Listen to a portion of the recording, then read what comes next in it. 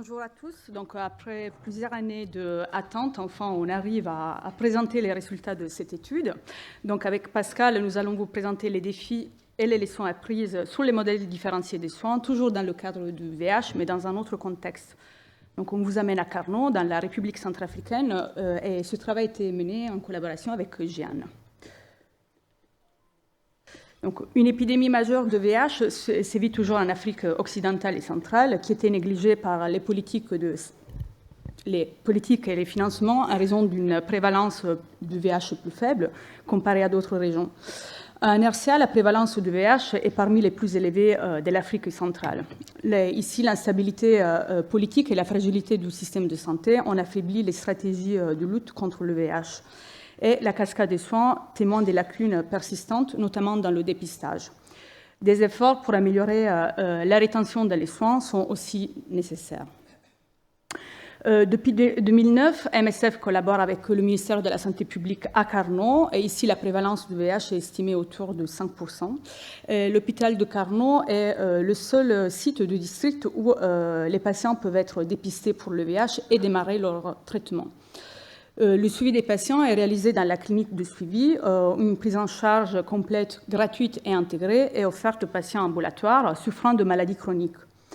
Pour le VIH, cette prise en charge est dispensée selon les directives nationales avec des modèles différenciés. Donc, comme on l'a vu avec Jeanne, ces modèles différenciés encouragent la rétention des patients en tenant compte de leurs préférences. Mais pour bénéficier de ce modèle, les patients doivent être cliniquement stables et observants au traitement. Donc, 3 modèles ont été mis en place entre 2016 et 2018 à Carnot. Donc, la dispensation plurimensuelle, selon laquelle le patient sera à l'hôpital 2 fois tous les 3 mois et un circuit rapide récupère ses ARV. Les CAG qui permet aux patients de se rassembler selon leur proximité géographique. Et 3 sites décentralisés, Mbula, Belou et Ndingiri, qui sont à plusieurs heures de route de Carnot, où les patients peuvent récupérer les ARV. La mise à l'échelle de ces modèles reste assez modeste, sauf pour la dispensation plurimensuelle, qui est plutôt généralisée. Donc, actuellement, il y a 558 patients qui sont regroupés en 122 CAG, mais on constate que la dynamique de la création de ces CAG fluctue au fil du temps, des années, avec une tendance à la baisse, surtout dans les dernières années. En ce qui concerne les sites décentralisés, ils comptent 350 patients et les patients éligibles y ont accès que 2 mois après l'initiation du traitement à Carnot, si l'observance au traitement est confirmée. Donc, il y a 3 sites décentralisés où la décentralisation a été mise en place sur les 28 sous le district. Donc, la couverture géographique reste très, très insuffisante par rapport à la décentralisation. Donc, sur la base d'un certain nombre de constats faits sur le terrain, nous avons réalisé une étude ayant pour objectif principal la description et la compréhension du continuum des soins des patients vivant avec le VIH à Carnot. Donc, aujourd'hui, on ne vous présente qu'une partie des résultats de cette étude et on va se focaliser sur les objectifs de description du modèle de soins, leur impact sur la rétention, l'adhérence et l'observance au traitement, ainsi que la perception de ces modèles. En termes méthodologiques, nous avons réalisé une analyse rétrospective des données programmatiques entre 2011 et 2022, une enquête transversale incluant des patients âgés d'au moins 5 ans, chez qui on a réalisé un test de charge virale et de résistance génotypique, et une enquête qualitative basée sur des entretiens individuels d'environ 90 participants, incluant des patients de la file active, des patients non adhérents au traitement depuis maximum 6 mois, et du personnel de santé et des informateurs clés. Donc, avant de comprendre les défis de ces modèles, nous vous présentons quelques caractéristiques de la cohorte en question. Donc, à la fin de 2022, la cohorte comptait plus de 4700 patients sous traitement, dont presque la moitié constituait la file active, et une très grosse proportion, 36%, était définie comme des perdus de vue. Dans la figure ici, on voit la probabilité de rétention dans les soins jusqu'à 48 mois depuis l'initiation du traitement. Et cette figure montre en fait tout modèle confondu, donc tous les 3 modèles différenciés. On constate que la probabilité de rétention baisse au fil du temps, et notamment malgré la mise en place de ces modèles différenciés à partir de 2016, la rétention ne s'est pas améliorée. Si on regarde un autre indicateur, le proxy de l'adhérence aux soins, qui est calculé sur la base d'un pourcentage de rendez-vous en retard, la majorité des patients sont adhérents en moins de 80%, donc avec plus de 20% de rendez-vous en retard. Et pareil, on ne constate pas des différences à partir de la mise en place de ces modèles de soins. Donc, la suppression virale et la résistance aux antirétroviraux sont aussi des indicateurs d'observance au traitement et donc d'engagement dans les soins. Donc, les résultats de l'enquête transversale montrent une photographie intéressante à 3 ans du démarrage de l'introduction de l'Ultegravir, une molécule très prometteuse qui présente une haute barrière génétique et qui est mieux tolérée. Donc, nous avons inclus 341 participants, dont la majorité étaient des femmes, qui ont été aléatoirement sélectionnés parmi les patients de la file active. La grande majorité des participants étaient sur un régime basé sur le Tegravir. 27% avaient une charge virale détectable, dont 12% en échec virologique. Lorsqu'on a effectué le test de résistance chez les patients en échec, environ un tiers de ces patients présentaient une résistance à la classe des 2 molécules qui sont actuellement utilisées en combinaison avec le DTG. Moins de 3% présentaient de la résistance au DTG.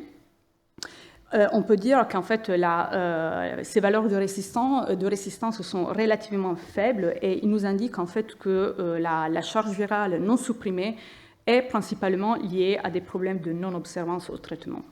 Donc maintenant, Pascal, elle va vous présenter les résultats de l'enquête qualitative pour contextualiser un peu mieux ces résultats quantitatifs. Bonjour à tous. Alors, avant d'aborder les résultats de la composante qualitative, je voudrais juste apporter une précision sur les modèles de soins qui sont disponibles à la clinique. Donc, comme vous pouvez le voir sur la figure en jaune à droite, les patients qui ne bénéficient pas des modèles de soins différenciés, et y compris les patients éligibles qui accusent des retards de 3 mois ou plus, disposent du modèle de soins classique et doivent donc se rendre à la clinique de suivi de Carnot tous les mois pour renouveler leur traitement. Alors, je vais donc vous présenter les perceptions sur les modèles de soins différenciés et plus tard les raisons rapportées de non-adhésion afin d'avoir une vue d'ensemble sur les expériences de soins des patients de la cohorte. Alors, pour les perceptions des services de soins différenciés, la provision plurimensuelle est perçue très positivement. Elle permet de réduire la charge de travail des soignants et les temps d'attente des patients. Ces derniers apprécient la gratuité et la disponibilité des traitements et beaucoup ont déclaré que c'était d'ailleurs la raison principale de leur choix de l'hôpital de Carnot pour les soins. Quant aux CAG, ils sont considérés comme les modèles les plus prometteurs pour soutenir la rétention des patients, mais leur fonctionnement varie. Alors, il y a des patients qui en sont très satisfaits et puis d'autres qui signalent des dysfonctionnements. Alors, on parle de désaccords entre les membres, mais aussi de brèches de confidentialité ou même des vols d'ARV. Et tout cela peut inciter les patients à se retirer des CAG ou juste à refuser de les intégrer. Et les personnels de santé mettent en cause les systèmes d'encadrement qui ne sont pas systématisés et ne sont pas standardisés non plus. Et puis enfin, les retours sur les services décentralisés sont mitigés. Donc les patients apprécient la disponibilité des ARV, mais regrettent le manque d'autres services du paquet de soins, donc les traitements pour les maladies opportunistes ou l'éducation thérapeutique, pour lesquels ils doivent impérativement se rendre à l'hôpital de Carnot. Ils demandent aussi une prise en charge globale qui inclut des services de santé primaires essentiels. Alors maintenant, en ce qui concerne les raisons de non-adhésion aux soins, nous avons utilisé comme proxy les retards au rendez-vous de suivi à la clinique. Donc, les patients font face à des barrières liées à la distance jusqu'au lieu de soins, à l'insécurité sur les trajets et puis aussi à la disponibilité limitée et au coût élevé des transports qui vont retarder ou même empêcher leur accès au lieu de soins. Et comme l'explique cette patiente, ces barrières s'accumulent et puis même dans le cas des patients qui sont réassignés au modèle classique, ces barrières sont même exacerbées. Au niveau des services de la clinique de suivi, il y a aussi plusieurs défis. Alors, tout d'abord, une affluence des patients qui viennent sans rendez-vous. Ça engendre une surcharge de travail pour les soignants et des temps d'attente de plusieurs heures pour les patients. Alors, donc, la qualité des soins est aussi impactée. Plusieurs soignants, d'ailleurs, rapportent ne pas pouvoir consacrer suffisamment de temps à l'accompagnement des patients. Et en conséquence, notre étude a révélé que certains patients manquent de connaissances et de compétences sur les soins qu'ils reçoivent, les tests biologiques et la prise d'ARV. Et comme l'explique cet informateur clé, les patients qui ne comprennent pas grand-chose dans leur prise en charge, ce sont des patients peut-être qui vont être perdus de vue car ils ne comprennent pas son importance.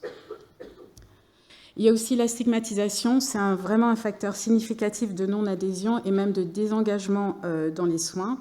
Comme vous pouvez le voir avec ces mots-clés, les patients rapportent de nombreuses expériences de moqueries, insultes et discriminations qui sont liées à leur statut. La honte ressentie par certains et aussi la crainte que leur statut ne soit révélé peut les rendre réticents à se rendre sur le lieu de soins.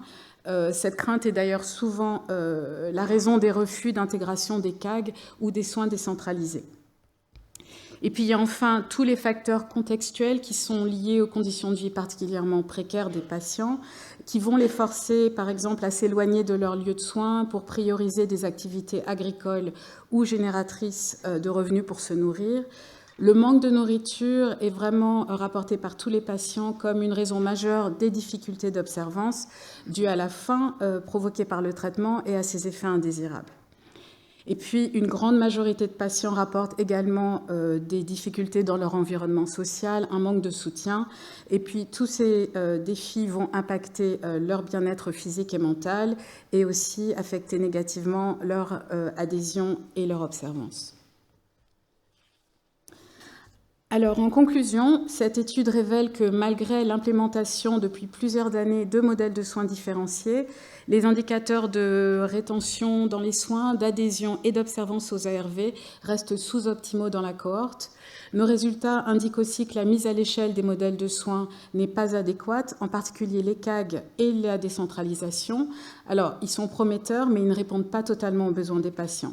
Et puis surtout, le constat des défis auxquels les patients sont confrontés suggère que les modèles de soins différenciés pourraient aider à améliorer leur engagement, mais on se rend compte que ceux qui pourraient le plus en bénéficier en sont exclus en raison des critères d'éligibilité. Alors, nous avons formulé les recommandations suivantes. Donc, pour les modèles de soins différenciés, l'amélioration de leur implémentation pourrait leur permettre d'atteindre leur potentiel, a priori. Donc, par exemple, avec un système d'encadrement pour les CAG, une offre de soins élargie dans les sites décentralisés. Il serait aussi souhaitable de revoir les critères d'éligibilité, si possible les élargir à des considérations de distance et de vulnérabilité socio-économique. Et puis, parallèlement, il serait nécessaire de développer des stratégies de prise en charge ciblées et surtout non punitives pour les patients qui sont non adhérents ou non observants. Nous recommandons également le co-développement d'approches et de campagnes communautaires pour lutter contre la stigmatisation sociale, qui est un vrai problème dans la communauté, et de collaborer avec les acteurs de la société civile et les associations de patients. Et puis enfin, nous encourageons le renforcement des actions de plaidoyer auprès du ministère de la Santé et des partenaires pour soutenir une mise à l'échelle plus large des modèles différenciés avec une approche holistique du management des patients qui prend en compte et si possible prend en charge leurs autres besoins prioritaires. Nous tenons à remercier tous les participants de l'étude, nos partenaires au ministère de la Santé et au district de Carnot, nos collègues MSF et Épicentre en Centrafrique et à Paris, l'ensemble des co-investigateurs et notre équipe de recherche, sans qui nous n'aurions pas pu réaliser cette étude. Merci beaucoup pour votre attention.